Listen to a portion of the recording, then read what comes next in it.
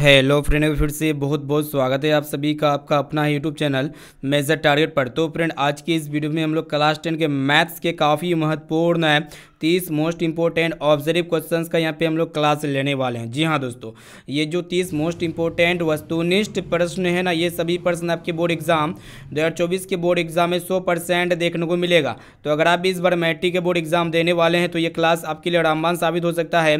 तो प्लीज़ दोस्तों, क्लास को जो है ना बिल्कुल शुरू से लेकर आखिरी तक जरूर कीजिएगा। और दोस्तों, आप फटाफट से आप अपना कॉपी कलम उठाइए और एक एक क्वेश्चन को जो है ना दोस्तों मेरे साथ हल करते हुए चलेगा, ठीक है। अगर आप सभी क्लास का यहाँ पे फ्री में पीडीएफ लेना चाहते हैं तो आप सबसे पहले हमारे व्हाट्सएप ग्रुप में जरूर जुड़ जाइए दोस्तों, क्योंकि ये मेरा व्हाट्सएप नंबर को नोट कीजिएगा दोस्तों। मेरा व्हाट्सएप नंबर है 6206076569। इस नंबर को सेव कीजिए और बोलिए कि सर व्हाट्सएप ग्रुप में जोड़ दीजिए। व्हाट्सएप ग्रुप में जुड़ने से जो ना दोस्तों आपको काफ़ी सारी बेनिफिट्स मिलेगा, ठीक है। और यहाँ पे वेबसाइट में यहाँ पर टेस्ट आज का नहीं लगा है दोस्तों, ठीक है। तो वेबसाइट में जब टेस्ट लग जाएगा तो हम यहाँ पे नोटिफिकेशन आपको कर देंगे व्हाट्सएप ग्रुप पे, ठीक है। तो क्लास काफ़ी महत्वपूर्ण है, क्लास को बिल्कुल शुरू से लेकर आखिरी तक देखते हुए चलेगा, ठीक है। तो फ्रेंड, फटाफट से वीडियो को लाइक कर दीजिएगा और दोस्तों चैनल पर नए हैं ना तो प्लीज़ दोस्तों जल्दी से फटाफट से चैनल को सब्सक्राइब कर लीजिएगा। साथ में बगल में नोटिफिकेशन बेल आइकन आएगा, इसे प्रेस करके जो है ना ऑल पर जरूर सेलेक्ट कर लीजिएगा, क्योंकि यहाँ पे डेली जो है ना दोस्तों धमाकेदार क्लास चलती रहती है, ठीक है। तो चलिए फ्रेंड, देखते हैं यहाँ पे आज का फर्स्ट प्रश्न जो कि आपके बोर्ड एग्जाम के लिए काफ़ी महत्वपूर्ण है। तो यहाँ पे आपको बताना है कि निम्नलिखित में कौन सा अपरिमेय संख्या है, ठीक है। तो यहाँ पे अपरिमेय संख्या आपको पहचानना है। तो यहाँ पे देख सकते हो ऑप्शन ए में आपका दिया गया √17 या फिर √100 या फिर √4, और ऑप्शन डी में आपका दिया गया है √16 प्लस √25। तो फ्रेंड, यहाँ पे देखिएगा जो अपरिमेय संख्या होती है ना, अपरिमेय संख्या में क्या होती है, जो करनी के अंदर रहता है, जो रूट के अंदर रहता है, जो रूट से बाहर नहीं निकलता है, वो आपका क्या होता है दोस्तों, अपरिमेय संख्या होता है। कहने का अर्थ है कि जिसका कोई भी वर्गमूल नहीं होता है, ठीक है। जैसे कि यहाँ पे देख सकते हैं, यहाँ पे क्या है दोस्तों, √100 है। तो ये 100 जो है ना दोस्तों किसका इसका रूट होता है, तो 10 का होता है। ये तो रूट से बाहर निकल गया, एक प्रकार का परिमेय संख्या है। तो यहाँ पे अगर ऑप्शन सी को भी चेक कर लेते हैं तो यहाँ पे √4 जो है ना दोस्तों परिमेय संख्या है। कैसे हम लोग जानते हैं, ये √4 दोनों जो है ना दोस्तों किसका इसका रूट होता है, 2 का होता है, ठीक है। ये तो परिमेय संख्या होगा ही। और यहाँ पे ऑप्शन डी को देखिएगा तो यहाँ पे √16 4 का इसका रूट होता है, प्लस यहाँ पे कर देंगे √25 जो है ना दोस्तों 5 का इसका रूट होता है। तो जब यहाँ पे आप दोनों को जोड़िएगा तो कितना आएगा दोस्तों, 9 आएगा। तो 9 पर एक प्रकार का क्या है, परिमेय संख्या है, रेशनल नंबर है, ठीक है। यानी कि इसका ए वाला ऑप्शन जो है ना बिल्कुल ही करेक्ट आंसर हो जाएगा। चलिए फ्रेंड, देखते हैं यहाँ पे नेक्स्ट क्वेश्चन की तरफ बढ़ चलते हैं। तो फ्रेंड, यहाँ पे देखिएगा दूसरा नंबर प्रश्न जो कि आपके बोर्ड एग्जाम के लिए काफ़ी महत्वपूर्ण है, बोर्ड एग्जाम में 100% पूछे जाएंगे। तो यहाँ पे इसको ध्यानपूर्वक देखिएगा दोस्तों। यहाँ पे आपको बताना है कि यदि ए और बी दो ऐसे न्यून कोण हो जहाँ पे दोस्तों साइन ए जो है ना कोस बी के बराबर है, तो यहाँ पे आपसे पूछ रहा है कि ए प्लस बी का वैल्यू कितना होगा, यानी कि कितना डिग्री होगा। तो सबसे पहले आपको पता ये होना चाहिए दोस्तों, यहाँ पे साइन है और यहाँ पे कोस है, यानी कि साइन और कोस कितने डिग्री के मान पे जो है ना दोस्तों ये दोनों आपस में इक्वल होते हैं। अगर यहाँ पे मान लेते हैं ए जो है ना दोस्तों 30 डिग्री लेते हैं और यहाँ पे बी जो है ना दोस्तों 60 डिग्री लेते हैं, ठीक है। तो ये दोनों का वैल्यू कितना होता है दोस्तों, आपको पता होना चाहिए, √3/2 होता है। यानी कि आपको ये पता होना चाहिए दोस्तों, जो यहाँ पे इसके जगह हम लोग क्या करेंगे दोस्तों, साइन ए कर देंगे, ठीक है। ये किसके बराबर है, कोस बी के बराबर है, ठीक है। तो यहाँ पे सिंपली कुछ नहीं करेंगे, ए के जगह यहाँ पे हम लोग क्या करेंगे 30 डिग्री लिख देंगे, क्योंकि यहाँ पे हम लोग क्या किए हैं कि ए के जगह अगर यहाँ पे हम 30 लेते हैं, 30 लेंगे, और यहाँ पे बी के जगह यहाँ पे हम लोग कितना लेंगे दोस्तों, 60 डिग्री लेंगे, ठीक है। तो ये दोनों आपस में क्या होगा, बराबर होगा। तो साइन 30 डिग्री का मान कितना होता है, √3/2 होता है, ये आपको पता होना चाहिए। और यहाँ पे देखिएगा दोस्तों कोस 60 डिग्री का मान कितना होता है, √3/2 होता है। कहने का अर्थ है यानी कि ए को साइन ए जो है ना कोस बी के तब बराबर होगा जब ए का मान 30 डिग्री रहेगा और बी का मान 60 डिग्री रहेगा। तो यहाँ पे आपसे क्या पूछ रहा है कि ए प्लस बी क्या होगा। तो इसके लिए आप लोग क्या कीजिएगा दोस्तों, सिंपली यहाँ पे ए प्लस बी कर dीजिए। ए की जगह सिंपली यहाँ पे 30 लिख दीजिएगा दोस्तों, और यहाँ पे बी की जगह 60 डिग्री लिख दीजिएगा, क्योंकि यहाँ पे हम जानते हैं। तो यहाँ पे दोनों कितना हो जाएगा दोस्तों, 90 डिग्री हो जाएगा इसका राइट आंसर। यानी कि ए प्लस बी बराबर कितना हो जाएगा, 90 डिग्री, जो कि यहाँ पे सी ऑप्शन में दिया हुआ, यानी कि यहाँ पे सी वाला ऑप्शन इसका बिल्कुल ही सही उत्तर हो जाएगा। चलिए देखते हैं यहाँ पे तीसरा नंबर प्रश्न को देखिएगा, जो कि काफ़ी महत्वपूर्ण है। यहाँ पे आपको बताना है कि किसी घटना ई के लिए मतलब पी की प्रायिकता नहीं है, ये किसके बराबर होगा। काफ़ी महत्वपूर्ण है, तो फटाफट से बताइए दोस्तों। हम लोग जानते हैं कि घटना होने की प्रायिकता और घटना नहीं होने की प्रायिकता का जो योग होता है ना दोस्तों, कितना होता है, एक होता है, यानी कि पीई की प्रायिकता प्लस पी मतलब प्रायिकता नहीं होने की प्रायिकता का योग कितना होता है, एक होता है, जो कि यहाँ पे बी ऑप्शन में दिया हुआ है। यानी कि यहाँ पे बी वाला ऑप्शन जो है ना बिल्कुल ही सही उत्तर हो जाएगा। चलिए देखते हैं यहाँ पे अगला प्रश्न। तो फ्रेंड यहाँ पे देखिएगा चौथा नंबर प्रश्न जो कि आपके बोर्ड एग्जाम में 100% पूछे जाएंगे, इसको भी जो है ना अच्छी तरीके से याद कर लीजिएगा। तो यहाँ पे आपको बताना है कि यदि किसी बारंबारता सारणी का माध्य जो है ना 6 दिया हुआ है और यहाँ पे माध्य का 8 है, तो यहाँ पे आपसे पूछ रहा है कि बहुलक क्या होगा। तो फ्रेंड इसके लिए एक स्पेशली फॉर्मूला होता है, बहुलक बराबर क्या होता है दोस्तों, इसको अच्छी तरीके से नोट डाउन कर सकते हैं। तो यहाँ पे जब भी बहुलक पूछेगा और यहाँ पे माध्य और माध्य का दिया हुआ रहेगा तो बहुलक बराबर हो जाएगा 3 गुना माध्य का, 3 गुना क्या हो जाएगा दोस्तों, माध्य का हो जाएगा। ठीक है, इसको अच्छी तरीके से याद कर लीजिएगा। फिर यहाँ पे आपको माइनस करना है और यहाँ पे 2 गुना क्या हो जाएगा दोस्तों, माध्य हो जाएगा। ठीक है, कहने का अर्थ है जो बहुलक होता है ना ये 3 माध्य का और यहाँ पे -2 माध्य के बराबर होता है। ठीक है, तो फ्रेंड यहाँ पे देखिएगा 3 गुना माध्य का मान कितना है, देख सकते हैं यहाँ पे जो है ना 8 दिया हुआ है, तो यहाँ पे 8 कर देंगे, माइनस करेंगे 2 गुना और यहाँ पे माध्य कितना दिया हुआ है, 6 दिया हुआ है। तो सिंपली इसको आप सोल्व कीजिए दोस्तों, 8 24 हो जाएगा और यहाँ पे 6 दूना 12 हो जाएगा। यानी कि यहाँ पे जो 24 में 12 को माइनस कीजिएगा तो कितना होगा, 12 हो जाएगा। यानी कि इसका बहुलक कितना आ गया दोस्तों, 12। यहाँ पे ऑप्शन नंबर बी जो है ना इसका बिल्कुल ही करेक्ट आंसर हो जाएगा। उम्मीद करते हैं ये प्रश्न आपको अच्छी तरीके से समझ में आ चुका होगा। चलिए देखते हैं यहाँ पे 5वां नंबर प्रश्न को देखिएगा जो कि आपके बोर्ड एग्जाम के लिए काफ़ी महत्वपूर्ण है। तो यहाँ पे आपसे पूछ रहा है कि सबसे छोटी भाज्य संख्या और सबसे छोटी अभाज्य संख्या का मशक कितना होगा। तो सबसे पहले आपको पता होना चाहिए दोस्तों जो सबसे छोटी भाज्य संख्या होती है ना कितना होती है। तो यहाँ पे देखिएगा दोस्तों सबसे छोटी जो भाज्य संख्या होती है, सबसे छोटी भाज्य संख्या कितना होती है दोस्तों, 4 होती है। और सबसे छोटी अभाज्य संख्या कितना होती है दोस्तों, 2 होती है। तो यहाँ पे दोनों का क्या करना है, 4 और 2 का मशक निकालना है। तो मशक हम लोग कैसे निकालेंगे दोस्तों, सबसे छोटी भाज्य संख्या और सबसे छोटी अभाज्य संख्या का मशक, तो इसका HCF निकालना पड़ेगा। ठीक है, तो चलिए दोस्तों हम लोग भाग विधि से इसको निकाल देते हैं। तो ये आपका 2 को 4 से भाग करेंगे तो यहाँ पे 2 दूना 4 हो जाएगा, ये कैंसिल हो गया। और यहाँ पे इसका HCF कितना आ गया दोस्तों, 2 आ गया, जो कि यहाँ पे ऑप्शन बी में आपका दिया हुआ है। यानी कि इसका बी वाला ऑप्शन जो है ना बिल्कुल ही करेक्ट आंसर हो जाएगा। उम्मीद करते हैं ये प्रश्न आपको अच्छी तरीके से समझ में आ चुका होगा। चलिए देखते हैं यहाँ पे अगला प्रश्न। तो फ्रेंड यहाँ पे देखिएगा 6वां नंबर प्रश्न क्या कराए कि बोर्ड एग्जाम के लिए काफ़ी महत्वपूर्ण है। यहाँ पे आपको बताना है कि यदि बहुपद px बराबर x² + 7x + 10 के शून्यक अल्फा कमा बीटा हो तो यहाँ पे आपसे पूछ रहा है कि अल्फा इंटू बीटा का मान होगा। तो चलिए इसको आरामबंद तरीके से हल करते हैं। तो यहाँ पे जो बहुपद दिया हुआ है दोस्तों इसको एक बार उतार सकते हैं या फिर जो क्वेश्चन में लिखा हुआ है उतारने की आवश्यकता नहीं है। ठीक है, इसको चुटकियों में बनाइए दोस्तों, यहाँ पे मैसेज उतार ली समझाने के लिए आपको। तो यहाँ पे जब भी शून्यक पूछेगा मतलब अल्फा इंटू बीटा यानी कि क्या पूछ रहा है दोस्तों, शून्यकों का गुणनफल पूछ रहा है। ठीक है, तो इसके लिए सबसे पहले आपको ए पता होना चाहिए। और दोस्तों ये ए जो होता है ना x² के साथ जो गुणा में होता है वो आपका ए होता है जो कि यहाँ पे 1 है। और दोस्तों बी जो होता है ना दोस्तों x का गुणांक होते हैं जो कि यहाँ पे 7 है। और यहाँ पे सी जो होगा ना दोस्तों कितना हो जाएगा, 10 हो जाएगा, जो कि यहाँ पे कांस्टेंट है। ठीक है, और दोस्तों आपको यहाँ पे क्या पूछ रहा है कि अल्फा इंटू बीटा पूछ रहा है। तो अल्फा इंटू बीटा बराबर क्या होते हैं, c/a होते हैं। फॉर्मूला को अच्छी तरीके से याद कर लीजिए। और दोस्तों यहाँ पे c का वैल्यू कितना दिया हुआ है, 10 दिया हुआ, और यहाँ पे a का वैल्यू 1 है। तो 10/1 को हम लोग क्या लिख सकते हैं, 10 लिख सकते हैं ना। तो 10 आपका ये क्या हो गया दोस्तों, अल्फा इंटू बीटा हो गया, शून्यकों का गुणनफल, जो कि यहाँ पे ए ऑप्शन में दिया हुआ है। अगर यहाँ पे आपसे पूछा जाए अल्फा प्लस बीटा यानी कि शून्यकों का योगफल पूछा जाए तो आप लोग क्या कीजिएगा दोस्तों, -b बटा क्या होता है दोस्तों, -b/c होता है। क्या होता है, -b/a होता है। ठीक है, और दोस्तों यहाँ पे देखिएगा माइनस पहले से है और दोस्तों b जो है ना दोस्तों x का गुणांक जो कि यहाँ पे 7 है। और यहाँ पे a जो होगा ना दोस्तों क्या हो जाएगा, a का मतलब x² का कोफिशिएंट जो कि यहाँ पे 1 है, -7 इसका राइट आंसर हो जाएगा अल्फा प्लस बीटा का मान। ठीक है, चलिए देखते हैं यहाँ पे नेक्स्ट क्वेश्चन की तरफ बढ़ चलते हैं। तो फ्रेंड यहाँ पे देखिएगा 7वां नंबर प्रश्न जो कि आपके बोर्ड एग्जाम के लिए काफ़ी महत्वपूर्ण है, इसको भी जो है ना अच्छी तरीके से याद कर लीजिएगा। तो यहाँ पे आपसे क्या पूछ रहा है कि 1 + 10² बटा 1 + cos² एक किसके इक्वल होगा। ठीक है, तो चलिए दोस्तों यहाँ पे जो दिया हुआ है इसको सबसे पहले आपको एक बार उतार लेना प्यार से।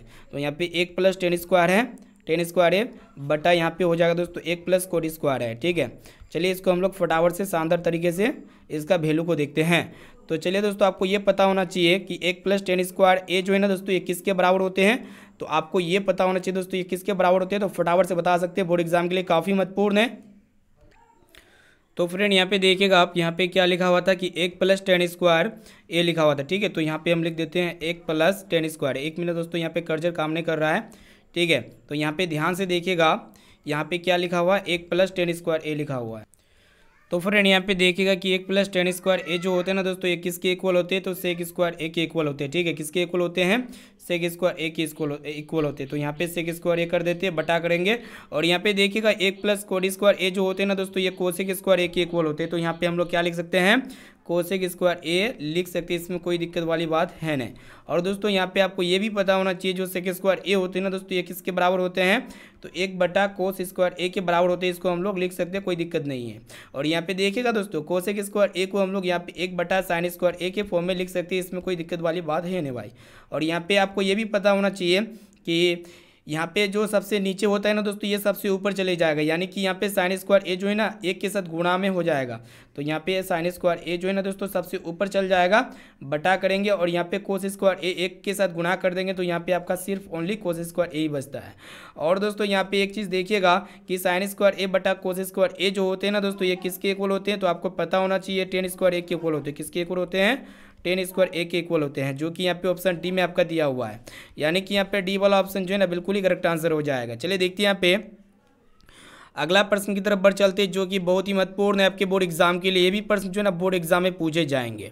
तो यहाँ पे आपको बताना है कि यदि किसी घन के विकर्ण की लंबाई जो है यहाँ पे 6√3 सेंटीमीटर है, तो यहाँ पे आपसे पूछ रहा है कि इसके आयतन क्या होगा। ठीक है, तो चलिए दोस्तों शानदार तरीके से इसको फटाफट से हल करते हैं।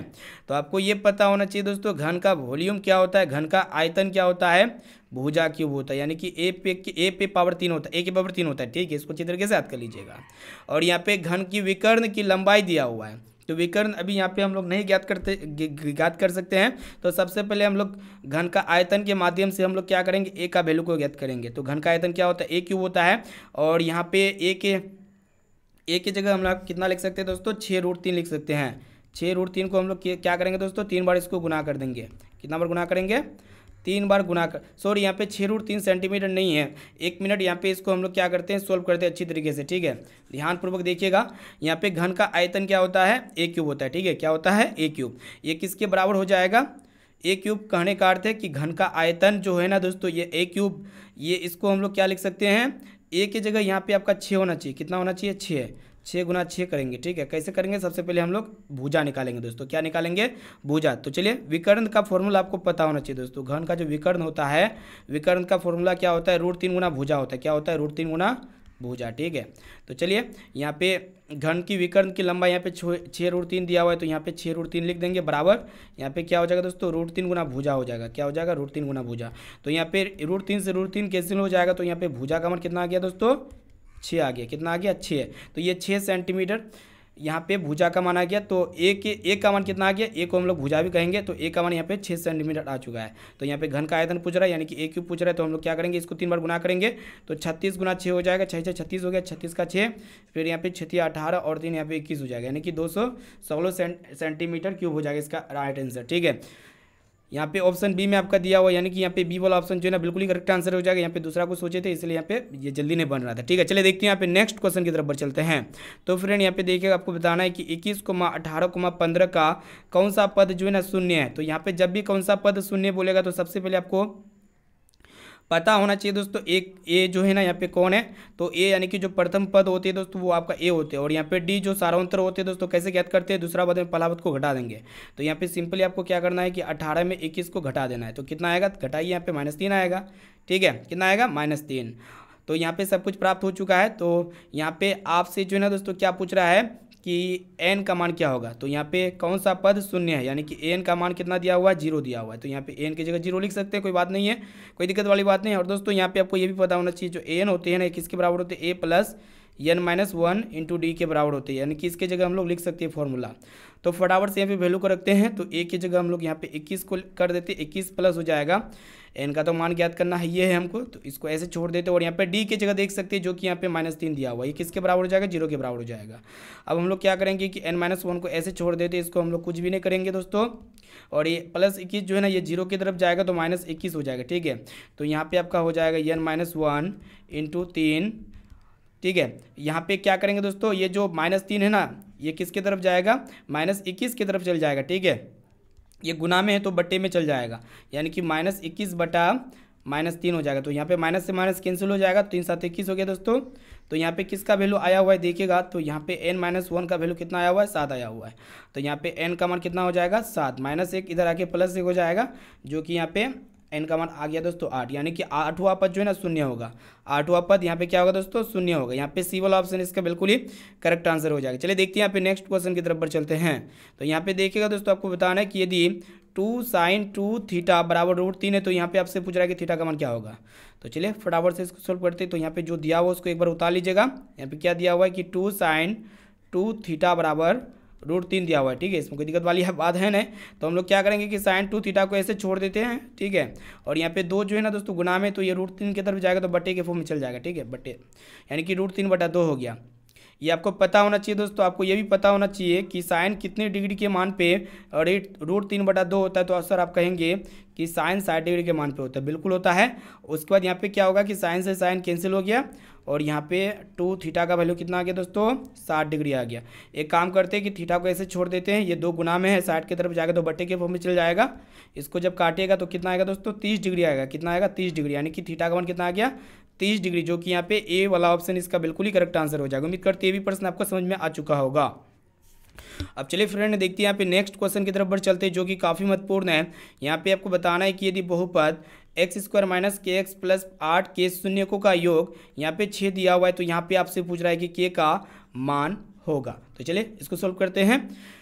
तो आपको सबसे पहले बहुपद को उतार लीजिए दोस्तों। यहाँ पे बहुपद क्या दिया हुआ है कि x² है, फिर -kx है, फिर +8 है, ठीक है। यहाँ पे इसका शून्यकों का योग कितना दिया हुआ है, 6 दिया हुआ है। तो यहाँ पे आपसे पूछ रहा है कि k का वैल्यू क्या होगा, वही आपसे पूछ रहा है। तो कैसे आप इसको सोल्व कीजिएगा, यहाँ पे आपको ये भी पता होना चाहिए।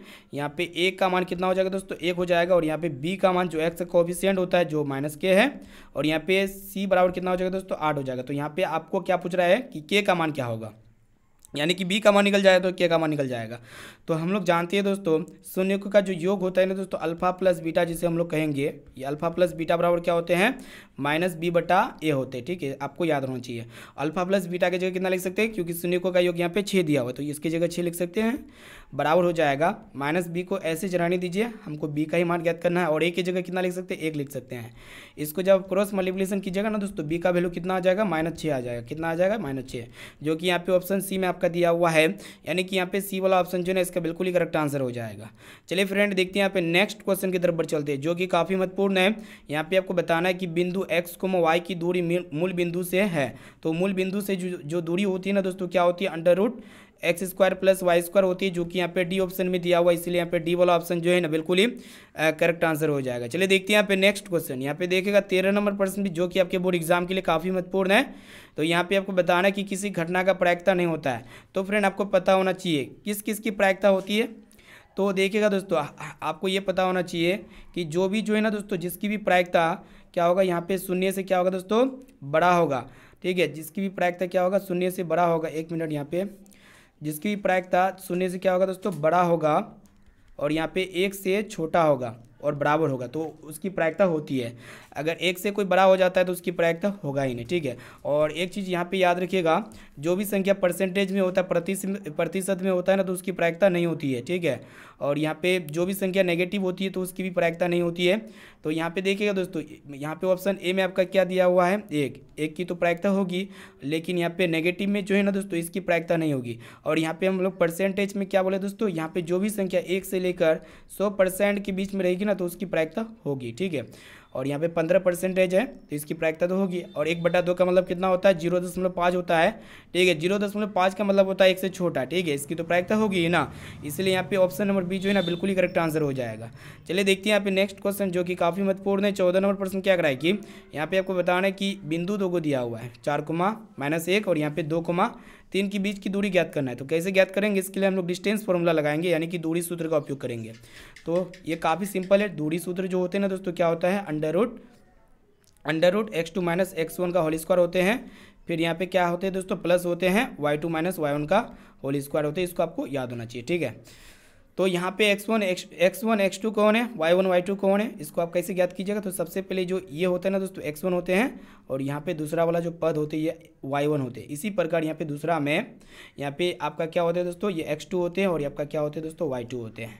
तो कुछ नहीं करेंगे, यहाँ पे वैल्यू को रखेंगे, तो यहाँ पे दूरी सूत्र निकल के आपके सामने आ जाएगा, ठीक है। तो यहाँ पे देखिएगा x2 कौन है, यहाँ पे 2 है, तो यहाँ पे 2 लिख देंगे, माइनस करेंगे x1 का मान यहाँ पे 4 लिख सकते हैं, कोई दिक्कत वाली बात है नहीं, का होल स्क्वायर कर देंगे, फिर प्लस कर देंगे y2 का मान देख सकते हैं जो कि यहाँ पे 3 है, माइनस कर देंगे y1 का मान यहाँ पे देख सकते हैं -1 है, इसका होल स्क्वायर कर देंगे, ठीक है।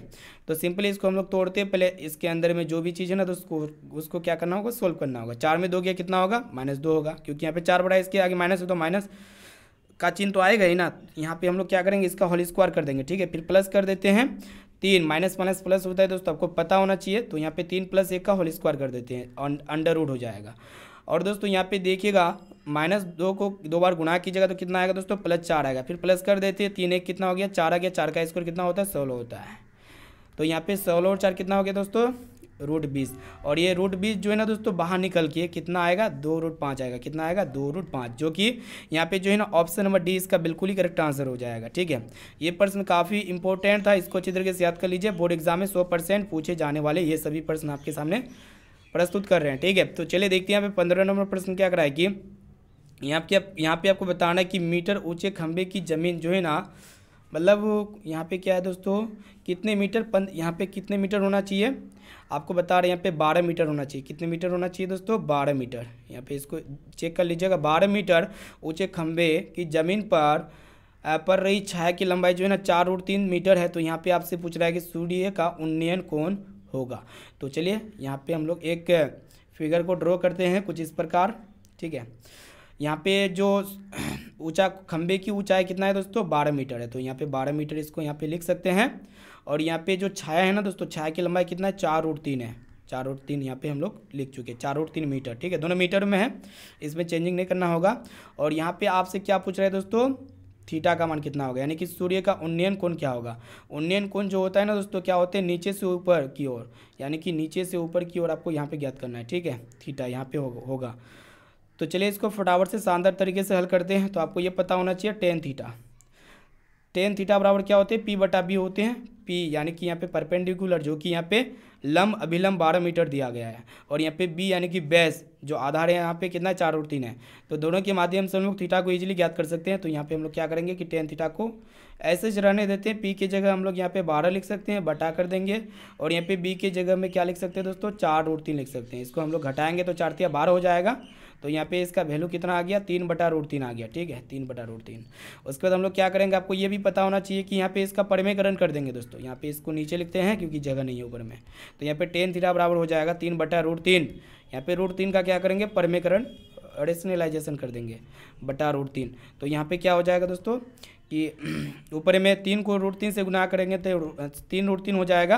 और यहाँ पे √3 गुना √3 कितना हो जाएगा दोस्तों, √9। ये किसका स्क्वायर रूट होता है, 3 का होता है। तो यहाँ पे 3 कैंसिल हो गया, तो यहाँ पे इसका √3 आ गया राइट आंसर। तो यहाँ पे आंसर अभी आया हुआ है ना। यहाँ पे आपको ये चीज़ पता होना चाहिए दोस्तों, टेन कितने डिग्री के मान पे √3 होता है, तो आप कहेंगे 60 डिग्री के मान पे। बिल्कुल यहाँ पे 60 डिग्री के मान पे होता है। तो यहाँ पे 10 60 डिग्री लिख सकते हैं, ठीक है। इसका राइट आंसर कितना हो गया दोस्तों, 10 मतलब 60 डिग्री। यहाँ पे बी वाला ऑप्शन जो है ना बिल्कुल ही करेक्ट आंसर हो जाएगा। चलिए देखते हैं यहाँ पे नेक्स्ट क्वेश्चन की तरफ बढ़ चलते हैं, जो कि काफ़ी महत्वपूर्ण है। यहाँ पे आपको बताना है कि सेक स्क्वायर 45 डिग्री -2 जो है ना, इसका मान आपको ज्ञात करना है। तो काफ़ी बहुत ही ईजी है। तो सिंपली आपको यहाँ पे क्या करना है दोस्तों, वैल्यू को पुट करना है। तो सेक 45 डिग्री का मान कितना होता है, √2 होता है। तो यहाँ पे स्क्वायर कर देंगे, क्योंकि यहाँ पे सेक स्क्वायर 45 डिग्री माइनस करेंगे, फिर -2। तो यहाँ पे स्क्वायर से रूट कैंसिल हो जाएगा, तो ओनली 2 बचता है। फिर यहाँ पे -2 कर देंगे, तो 2 में 2 गया 0 हो गया इसका राइट आंसर, जो कि ऑप्शन बी में आपका दिया हुआ है। यानी कि यहाँ पे बी वाला ऑप्शन इसका बिल्कुल ही करेक्ट आंसर हो जाएगा। चलिए देखते हैं यहाँ पे नेक्स्ट क्वेश्चन की तरफ बढ़ चलते हैं, जो कि काफ़ी महत्वपूर्ण है। तो फ्रेंड यहाँ पे आपसे पूछ रहा है कि यदि x + 2, 3x और यहाँ पे 4x + 1 समांतर श्रेणी में है, तो यहाँ पे आपसे क्या पूछ रहा है कि x का मान होगा। तो समांतर श्रेणी में यहाँ पे ये सभी पद है, ठीक है। समांतर श्रेणी में ये जो है ना दोस्तों सभी टर्म है। तो आपको क्या करना है कि x का मान को ज्ञात करना है।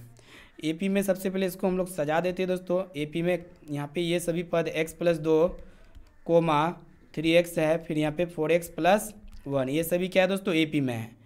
AP में ये सभी है पद है। तो आपको यहाँ पे पता होना चाहिए दोस्तों, ये D जो होते हैं ना दोस्तों, हम लोग पहले D1 को ज्ञात करेंगे। ये किसके बराबर हो जाएगा, A2 - A1 के बराबर हो जाएगा। इसी प्रकार यहाँ पे D2 जो है ना दोस्तों, ये किसके बराबर हो जाएगा, A3 - A2 के बराबर हो जाएगा, ठीक है। हम लोग जानते हैं जो समांतर मतलब किन्हीं दो पदों का जो अंतर होता है ना, वो क्या होते हैं दोस्तों, समान होते हैं। दो पदों का अंतर क्या होते हैं, समान होते हैं, ठीक है। तो हम लोग यहाँ पे लिख सकते हैं A3 माइनस A2 जो है ना दोस्तों 21 के बराबर हो जाएगा, A2 माइनस A1 के बराबर हो जाएगा। ठीक है, A2 माइनस A1 के बराबर हो जाएगा। यहाँ पे एक काम कर सकते हैं, यहाँ पे जो है ना दोस्तों D1 ने लेंगे और यहाँ पे D2 ने लेंगे, दोनों में हम लोग D ही लेंगे। ठीक है, तब ये D दोनों आपस में इक्वल होके A3 माइनस A2 ये किसके इक्वल हो जाएगा, A2 माइनस A1 के इक्वल हो जाएगा। ठीक है, इसको याद रखिएगा। और यहाँ पे क्या करेंगे, वैल्यू को रखते हैं। और दोस्तों यहाँ पे जो A3 है ना, तीसरा पद कितना दिया हुआ है, 4x प्लस 1 दिया हुआ है, तो यहाँ पे हम लोग लिख सकते हैं 4x प्लस 1 माइनस, और यहाँ पे A2 की जगह कितना लिख सकते हैं, जो कि दूसरा पद है 3x। ये किसके बराबर हो जाएगा दोस्तों, A2 के बराबर, A2 माइनस A1 के बराबर हो जाएगा। A2 यानी कि तीसरा पद, दूसरा पद 3x है, फिर यहाँ पे माइनस करेंगे। A1 की जगह कितना लिख सकते हैं, मतलब x प्लस 2 लिख सकते हैं, इसमें कोई दिक्कत वाली बात है ना। इसको सोल्व करेंगे तो x का वैल्यू निकल के आ जाएगा आपके सामने। तो 4x में जब 3x को घटाइएगा तो कितना आएगा, x आएगा, फिर प्लस 1 कर देंगे। ये x प्लस 1 किसके इक्वल हो जाएगा, 3x माइनस x, फिर यहाँ पे माइनस प्लस माइनस हो जाएगा -2।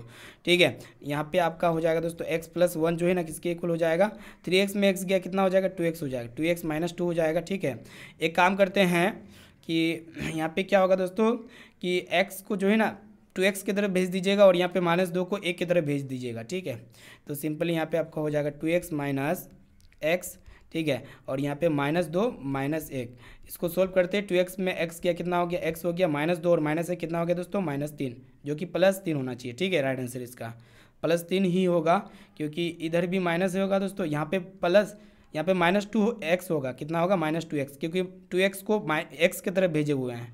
तो यहाँ पे बड़ा कौन है, 2x है, तो इसके आगे माइनस है तो माइनस हो जाएगा, माइनस माइनस प्लस हो गया, तो यहाँ पे x का वैल्यू 3 आ गया, जो कि यहाँ पे देख सकते हो ऑप्शन सी में आपका दिया हुआ। चलिए देखते हैं यहाँ पे नेक्स्ट क्वेश्चन की तरफ बढ़ चलते हैं, जो कि काफ़ी महत्वपूर्ण है। यहाँ पे कुछ नहीं करना है दोस्तों, दोनों में आपको क्या करना है, वेनिस्ट लेना है। ठीक है, तो यहाँ पे सिंपल, यहाँ पे दोनों में आप कॉमन लीजिए, यहाँ पे 5 × sec स्क्वायर ए माइनस 10 स्क्वायर ए हो जाएगा। ठीक है, ये दोनों में वेनिस्ट लीजिएगा।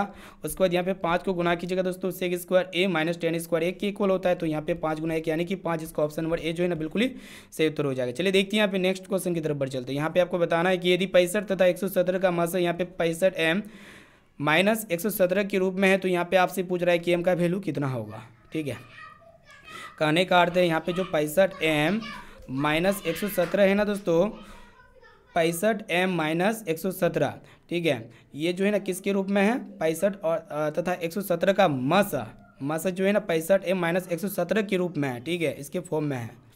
तो चलिए इसको हम लोग फटाफट से सॉल्व करते हैं।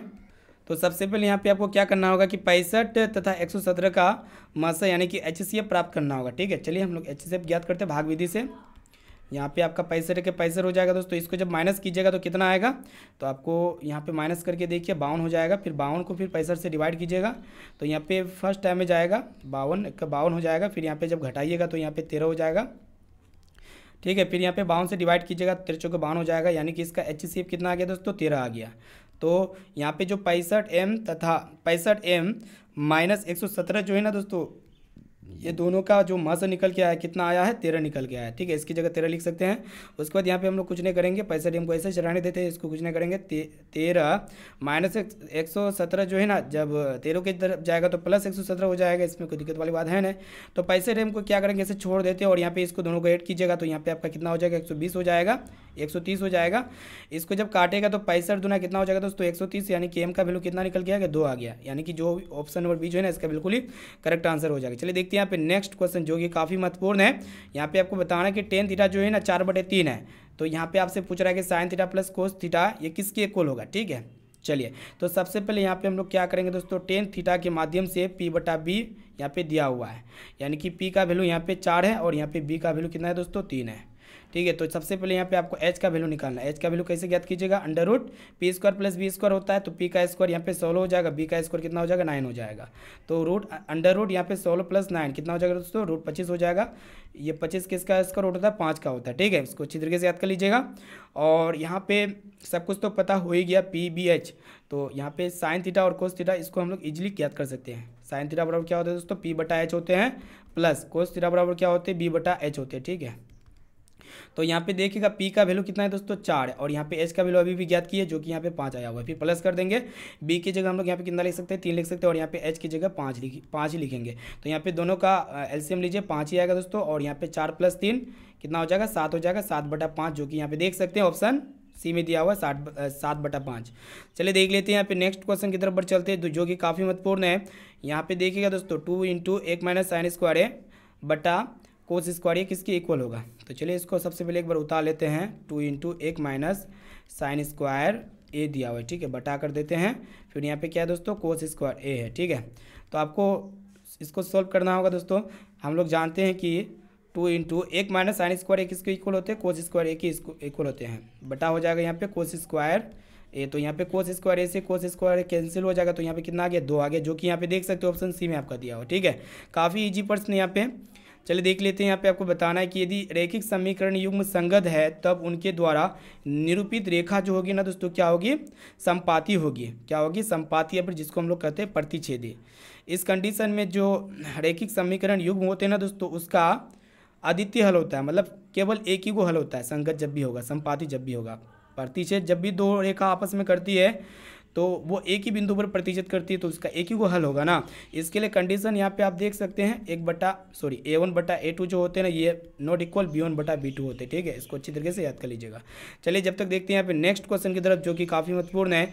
यहाँ पे आपको बताना है कि वृत्त के बाह्य बिंदु से कितनी स्पर्श रेखाएं खींची जा सकती है। चलिए यहाँ पे एक वृत्त ड्रॉ कर लेते हैं दोस्तों, और यहाँ पे वृत्त का बाह्य बिंदु है, तो वृत्त के बाह्य बिंदु से कितनी स्पर्श रेखा खींची जा सकती है, 2 गो स्पर्श रेखा खींची जा सकती है, ठीक है। यानी कि यहाँ पे ऑप्शन नंबर डी जो है ना बिल्कुल ही करेक्ट आंसर हो जाएगा। और दोस्तों आपके एग्जाम में एक प्रश्न ये पूछे आते हैं कि वृत्त पर कितनी स्पर्श रेखा खींची जा सकती है, एक वृत्त पर कितनी स्पर्श रेखा खींची जा सकती है। तो यहाँ पे हम जो है ना दोस्तों बहुत सारी स्पर्श रेखा खींच सकते हैं, अनंत कर सकते हैं, ठीक है। मतलब जिधर मन करेगा उधर से हम लोग स्पर्श रेखा खींच सकते हैं, ठीक है, वृत्त पर, एक वृत्त पर। लेकिन वृत्त के बाह्य बिंदु से हम लोग केवल 2 ही को स्पर्श रेखा खींच सकते हैं। चलिए देखते हैं यहाँ पे नेक्स्ट क्वेश्चन की तरफ बढ़ चलते हैं जो कि काफ़ी सिंपल प्रश्न है। यहाँ पे आपको बताना है कि यदि समांतर श्रेणी का प्रथम पद यहाँ पे ए है, सार्वंतर डी है, तो यहाँ पे आपसे पूछ रहा है कि n पदों का योगफल क्या होगा। तो इसके लिए फॉर्मूला होता है n/2 × 2a + n - 1 × d होता है। इसको अच्छी तरीके से याद कर लीजिएगा, बोर्ड एग्जाम के लिए काफ़ी महत्वपूर्ण है। चलिए देखते हैं यहाँ पे नेक्स्ट क्वेश्चन जो कि काफ़ी महत्वपूर्ण है। 25 नंबर प्रश्न क्या कराए कि द्विघात समीकरण यहाँ पे दिया हुआ है, इसका मूल क्या है दोस्तों, इसका रूट बराबर है। तो यहाँ पे आपसे पूछ रहा है कि पी का वैल्यू क्या होगा। तो देखिएगा जब भी मूल बराबर होगा, यहाँ पे जो द्विघात समीकरण दिया हुआ इसको एक बार पहले उतार लेते हैं। px + 4 यानी कि x² - px + 4 ये शून्य के इक्वल है, तो इसका मूल बराबर है। तो इस कंडीशन में जब भी मूल बराबर होगा यानी कि जो विविक्तर होगा यानी कि जो विवेचक होगा ना वो 0 के बराबर हो जाएगा, ठीक है, d = 0। तो आपको ये भी पता होना चाहिए दोस्तों d बराबर क्या होते हैं, b² - 4ac होते हैं। तो इसकी जगह हम लोग लिख सकते हैं b² - 4ac बराबर 0 है। तो यहाँ पे b की जगह कितना लिख सकते हैं, तो सबसे पहले यहाँ पे कोफिशिएंट को निकालिए। कोफिशिएंट यहाँ पे a का कितना हो जाएगा दोस्तों, x² का कोफिशिएंट 1 हो जाएगा जो कि a होगा, और b यानी कि x का कोफिशिएंट यहाँ पे -p होगा दोस्तों, और यहाँ पे c जो है ना दोस्तों 4 है, ठीक है। a b c तीनों यहाँ पे प्राप्त कर चुके हैं, तो b की जगह सिंपल यहाँ पे हम लोग -p लिख सकते हैं, -p का होल स्क्वायर कर सकते हैं, इसमें कोई दिक्कत वाली बात है नहीं। माइनस करेंगे -4 × a × c होता है, तो यहाँ पे a की जगह देख सकते हैं जो कि यहाँ पे 1 है और c की जगह यहाँ पे 4 है, ये इक्वल्स हो जाएगा 0 का। -p का होल स्क्वायर का मतलब होता है p², ठीक है। माइनस को जब 2 बार गुणा कीजिएगा तो प्लस हो जाएगा ना, -4 × 16 हो जाएगा, 16 × 16 यानी कि ये किसके इक्वल हो जाएगा, 0 के इक्वल हो जाएगा। तो यहाँ पे हम लोग क्या करेंगे कि p² बराबर -16 जो है ना जब 0 की तरफ जाएगा तो +16 हो जाएगा, तो यहाँ पे p का वैल्यू हो जाएगा दोस्तों √16। हम लोग जानते हैं यहाँ पे जब भी कोई रूट से बाहर निकलती है तो प्लस माइनस लेकर निकलती है, तो +-4 हो जाएगा। ऑप्शन नंबर बी जो है ना इसका बिल्कुल ही करेक्ट आंसर हो जाएगा। चलिए देखते हैं यहाँ पे नेक्स्ट क्वेश्चन की तरफ बढ़ चलते हैं। यहाँ पे आपको बताना है कि यदि 4tan θ = 4 है, तो यहाँ पे आपसे पूछ रहा है कि थीटा का मान क्या होगा। तो ये सभी प्रश्न जो है ना दोस्तों बहुत ही ईजी है। तो यहाँ पे 4tan θ जो है ना 4 के बराबर है, तो यहाँ पे आपसे पूछ रहा है कि थीटा का मान क्या होगा। तो एक काम करते हैं कि 4 को जो है ना 4 की तरफ भेज देते हैं, ठीक है। 4 जो है ना tan θ के साथ गुना में है, तो यहाँ पे 4/4 हो जाएगा, तो इसको जब काटेगा तो 1 आएगा। आपको ये भी पता होना चाहिए दोस्तों, ये जो है ना यहाँ पे जो 1 आया है, tan कितने डिग्री के मान पे 1 होता है, तो आप कहेंगे सर 45 डिग्री के मान पे होता है। tan 45 डिग्री के मान के कितना होता है, 1 होता है। तो tan से tan कैंसिल हो गया, तो थीटा का मान कितना आ गया, 45 डिग्री आ गया, ठीक है, 48। यहाँ पे ऑप्शन नंबर सी जो है ना बिल्कुल ही करेक्ट आंसर हो जाएगा, ठीक है। बहुत ही महत्वपूर्ण ये भी प्रश्न था। चलिए देखते हैं यहाँ पे 27 नंबर प्रश्न जो कि आपके बोर्ड एग्जाम के लिए काफ़ी महत्वपूर्ण है। यहाँ पे इसका क्या निकालना है, विवेचक ज्ञात करना है। तो विवेचक कैसे ज्ञात करते हैं, अब ये भी हम ज्ञात किए, d बराबर क्या होते हैं, b² - 4ac होते हैं। तो फिर से यहाँ पे रिपीट करते हैं दोस्तों, a जो है ना x² का कोफिशिएंट जो कि 3 है, b जो होगा ना दोस्तों x का कोफिशिएंट जो कि यहाँ पे 2 है, और यहाँ पे c जो होगा ना कॉन्स्टेंट जो कि यहाँ पे 1 है दोस्तों, जो सबसे लास्ट में होते हैं तो फटाफट से यहाँ पे वैल्यू को रखते हैं। बी की जगह कितना रख सकते हैं, 2 रख सकते हैं, 2 का स्क्वायर -4 गुना ए की जगह 3 लिख सकते हैं और यहाँ पे सी की जगह -1 लिख सकते हैं। इसमें कोई दिक्कत वाली बात है नहीं। 2 का स्क्वायर 4 होता है, 4 12 माइनस माइनस प्लस हो जाएगा, 12 और 4 कितना होगा दोस्तों, 16 हो जाएगा, जो कि यहाँ पे ऑप्शन बी में आपका दिया हुआ है। यहाँ पे बी वाला ऑप्शन जो है ना बिल्कुल ही सही उत्तर हो जाएगा। यहाँ पे एक एक क्वेश्चन का आंसर फटाफट से यहाँ पे अपने कॉपी में नोट करिए, करते हुए चलेगा दोस्तों। यहाँ पे फटाफट सोल्व करते हैं तो उसको यहाँ पे वीडियो पॉज करके एक एक क्वेश्चन का वीडियो पॉज करके जो है ना दोस्तों क्या कीजिएगा, उसको नोट करने का कोशिश कीजिएगा। तो यहाँ पे 13 और 19 के बीच का समांतर माध्य निकालना है। तो समांतर माध्य कैसे निकाला जाता है, तो काफ़ी ईजी है। समांतर माध्य कैसे निकाला जाता है इसको ध्यानपूर्वक देखिए, बोर्ड एग्जाम के लिए काफ़ी महत्वपूर्ण है। तो इसके लिए आप लोग क्या कीजिएगा कि 13 + 19 को दोनों को जोड़िए दोस्तों, बटा 2 कर दिए सिंपली। तो यहाँ पे इसको जब दोनों को जोड़िएगा तो यहाँ पे 32 होगा बटा 2, इसको जब काटेगा तो 16 होगा, 16 दूना 32 हो जाएगा। इसका समांतर माध्य कितना आ गया, 16 आ गया, जो कि यहाँ पे ऑप्शन बी जो है ना बिल्कुल ही सही उत्तर हो जाएगा। चलिए देखते हैं यहाँ पे नेक्स्ट क्वेश्चन। यहाँ पे आपको बताना है कि यदि एक वृत्त का क्षेत्रफल यहाँ पे 154 सेंटीमीटर स्क्वायर है तो इसकी परिधि क्या होगा। तो आपको ये पता होना चाहिए दोस्तों, वृत्त का जो एरिया होता है ना क्या होता है, पाई स्क्वायर होता है। पाई स्क्वायर जो है ना दोस्तों ये किसके इक्वल है, 154 सेंटीमीटर के स्क्वायर के इक्वल है। तो यहाँ पे सिंपली हम लोग कुछ नहीं करेंगे, पाई का वैल्यू 22/7 रख देंगे, आर स्क्वायर को ऐसे छोड़ देंगे, बराबर 154 हो जाएगा। इसको आप यहीं पे काट सकते हैं या फिर इसको क्रॉस मल्टीप्लिकेशन कर देते हैं, सबसे अच्छा बढ़िया रहेगा। तो 154 को हम लोग क्या करेंगे दोस्तों, 7 के साथ गुणा कर देंगे, बटा 22, ये बटा 22 हो जाएगा। ठीक है, इसको काटिए आप, इसको काटिए, कितना ऐसे कटेगा, ठीक है, बहुत ही महत्वपूर्ण है। तो यहाँ पे 11 का पर हमें 2 से काटते हैं दोस्तों, 2 1 का 2, 2 1 का 2, 2 7 14 हो जाएगा, 2 7 14, तो 11 7 77 हो गया। और यहाँ पे बचा कितना, 7 गुना 7, 7 7 49 हो गया। ठीक है, और दोस्तों यहाँ पे आर स्क्वायर का मान 49 आया हुआ है, तो आर बराबर कितना हो जाएगा, √49। ये 49 किसका स्क्वायर रूट होता है, 7 का होता है। ठीक है, तो यहाँ पे आर का वैल्यू अभी 7 आया हुआ है। तो यहाँ पे आपसे पूछ रहा है कि इसकी परिधि क्या होगा। तो वृत्त की परिधि क्या होता है, 2 पाई होता है। तो यहाँ पे 2 गुना पाई की जगह 22/7 लिख देंगे, गुना आर का मान अभी भी ज्ञात किया, यहाँ पे 7 से 7 कैंसिल हो गया दोस्तों, 22 गुना 44 हो जाएगा, जो कि यहाँ पे ऑप्शन सी में आपका दिया हुआ है। सी वाला ऑप्शन बिल्कुल ही सही उत्तर हो जाएगा। चलिए देखते हैं यहाँ पे नेक्स्ट क्वेश्चन और लास्ट नंबर प्रश्न है, जो कि काफ़ी महत्वपूर्ण है आपके बोर्ड एग्जाम के लिए। तो यहाँ पे कोस 1 डिग्री इंटू कोस 2 डिग्री और यहाँ पे कोस 3 डिग्री डॉट डॉट कहाँ तक गया हुआ है दोस्तों, कोस 90 डिग्री तक गया हुआ है। तो कुछ नहीं करना है, यहाँ पे कोस 1 डिग्री 2 डिग्री और यहाँ पे 3 डिग्री जो दिया हुआ है ना दोस्तों, कोस 90 डिग्री का मान कितना होता है, ये सभी गुना के फॉर्म में है। तो कोस जो 90 डिग्री का मान होता है 0 होता है, कितना होता है दोस्तों, 0। यानी कि ये सभी को 0 से गुना कीजिएगा तो कितना इसका रिजल्ट आएगा, 0 ही आएगा, जो कि यहाँ पे ये वाला ऑप्शन इसका बिल्कुल ही करेक्ट आंसर हो जाएगा। तो यहाँ पे जो है ना फाइनली आपके लिए 30 जो है ना दोस्तों काफ़ी महत्वपूर्ण यहाँ पे ऑब्जर्व क्वेश्चंस को पढ़ा चुके हैं।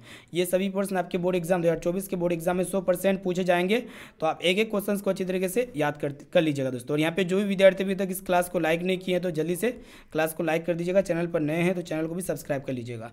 और यहाँ पे जो भी विद्यार्थी अभी तक व्हाट्सएप ग्रुप में नहीं जुड़े तो फटाफट से व्हाट्सएप में ले लीजिए मेरा 6206076569। इस नंबर को सेव कीजिए। आप बोले कि सर व्हाट्सएप ग्रुप में जोड़ दीजिए तो हम आपको व्हाट्सएप ग्रुप में जोड़ देंगे। इनके साथ साथ आपको ये भी बताना कि 30% में से आपको पहले से कितना % का सही और सटीक आंसर आता है, यानी कि कितना % सोल्व करने पाए। इनके साथ साथ आपको SW क्वेश्चन का भी आंसर बताना है। यहाँ पे देख सकते हैं SW क्वेश्चन आपके सामने स्क्रीन में दिख रहा है। ठीक है, तो इसको हम लोग यहाँ पे पढ़ेंगे नहीं, तो इसका आंसर जो भी लगता है फटाफट से कमेंट सेक्शन में जाके बता दीजिएगा दोस्तों। इस वीडियो को अपने दोस्तों में जरूर शेयर कीजिएगा ताकि वो बोर्ड एग्जाम की तैयारी काफ़ी अच्छी तरीके से कर सके। तो फिर मिलती है यहाँ पे नेक्स्ट क्लास में दोस्तों। अभी के लिए इतना ही, फिर यहाँ पे रात्रि 9 बजे क्लास में मिलेंगे, जो कि यहाँ पे क्लास 10 का मिक्स टेस्ट लेंगे। ठीक है, तो दोस्तों आज के लिए इतना दोस्तों, थैंक यू।